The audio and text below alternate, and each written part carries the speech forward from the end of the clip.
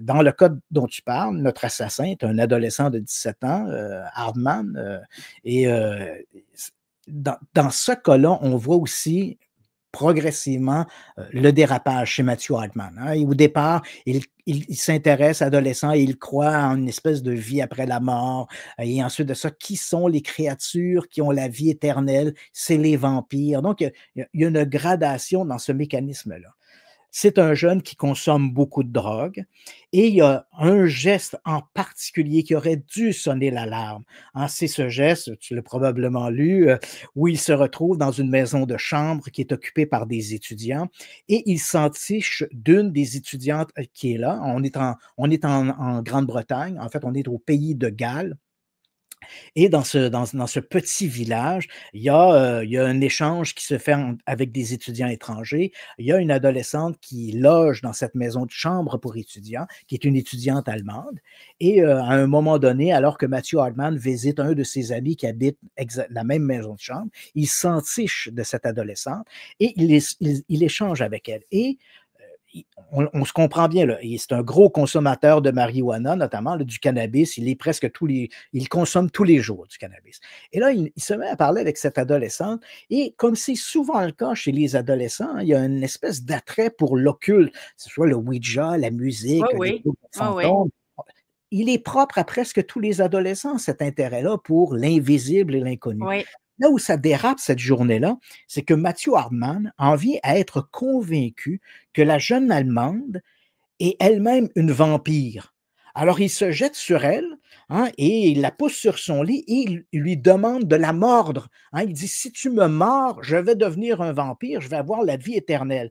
Évidemment, la jeune fille prend panique, elle crie, elle hurle, les voisins de chambre interviennent, mais Mathieu Hardman refuse de quitter les lieux, tant et si bien qu'on doit faire venir la police. Il se promène, il déambule dans la maison, se frappe sur le nez, et là, il a le visage ensanglanté. Lorsque les policiers arrivent, finalement, on va le menotter et on va le mettre dans l'autopatrouille et en route pour le poste de police. On voudrait que les choses tournent bien, mais alors qu'il est en route vers le poste de police, Hardman demande aux policiers de le mordre à son tour, hein. Il dit aux policiers: «Vous êtes un vampire, vous devez me mordre également».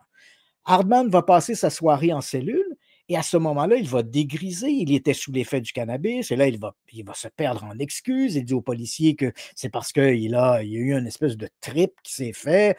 Et là, il s'excuse de ses gestes. Et finalement, ça aurait dû être la sonnette d'alarme, mais ça ne l'est. Mhm. Matthew Hardman est libéré.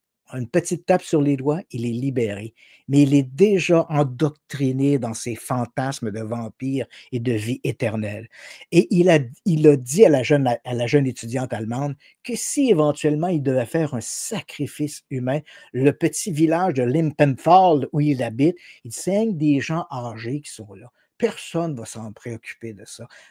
Un petit vieux qui meurt, on va se dire que c'est un petit vieux qui est mort, c'est tout. Et justement, lorsqu'il revient chez lui, il est encore plus décidé à commettre le crime et éventuellement, on ne veut pas vendre tout le punch, là, mais Oui, il va oui. se rendre chez une voisine. C'est un crime d'une monstruosité là, incompréhensible. Il assassine la dame, il va l'ouvrir, enlever le cœur, boire son sang. Donc, il va faire tout un rituel autour de ça. Et lorsque Mathieu Hardman va être éventuellement identifié comme étant l'assassin, il va y avoir son procès. Et durant toute la tenue de son procès, Il a nié tout le temps, hein? il demeure impassible, il nie, même si son ADN a été trouvé sur les lieux, même si Les traces de ses chaussures. de ses chaussures, les traces de ses lèvres sur Ben une oui. soupière dans laquelle il avait mis le sang de la victime et qu'il a bu. Il y a comme quelque et il y a le déni également parce que même si les preuves ADN sont là, les preuves ADN parlent, les chances que l'assassin ne soit pas Mathieu Hardman, c'est une chance sur 13 milliards. Ben, il a le support de sa mère qui continue de nier que Mathieu Hardman est l'assassin. Elle refuse de croire que son fils ait pu commettre un crime comme celui-là. C'est assez amusant de savoir que quand Mathieu Hardman a été arrêté pour le crime de la vieille dame, un crime monstrueux, alors on n'entrera pas davantage dans les détails, mais c'est vraiment un crime monstrueux. Et quand Mathieu Hardman a été arrêté par la police, on l'a amené au poste, on lui a dit on avait des preuves ADN, on avait ses empreintes qui étaient là, on avait vérifié ses alibis qui ne tenaient pas. Alors, après avoir écouté la diatribe des policiers, il a regardé l'agent de service et il dit: «Parfait. Est-ce que je peux avoir un Big Mac et une grosse Hey, frite?»